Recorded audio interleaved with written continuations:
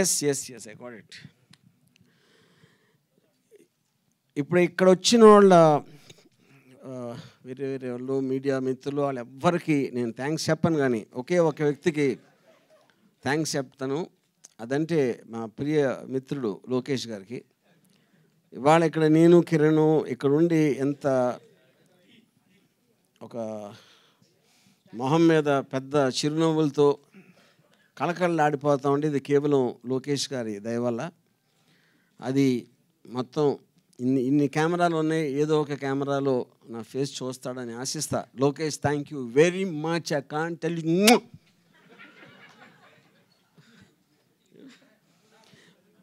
ఇప్పుడు ఎందుకు చేస్తున్నానంటే అది యాక్చువల్గా నాకు ఒక విధంగా నవ్వాలి ఆడవాళ్ళ తెలియట్లేదు. ఎందుకంటే దాని క్వశ్చన్ ఇప్పుడు ఓకే మేము ఎప్పుడో నేను కిరణ్ గారు పర్టికులర్ టైంలో రిలీజ్ చేద్దాం అనుకున్నాం సినిమా. అది ఆబ్వియస్లీ మీ అందరికీ తెలిసిన విషయమే. లోకేష్ చేసిన పిటిషన్ వలన ఆ డీలే జరిగింది, వాట్ ఎవర్.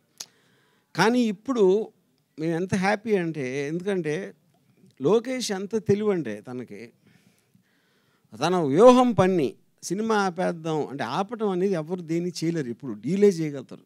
ఏ సినిమాని ఇంతవరకు ప్రపంచ చరిత్రలో ఎప్పుడు డీలే చేస్తారు కానీ ఆపటం అనేది జరగదు.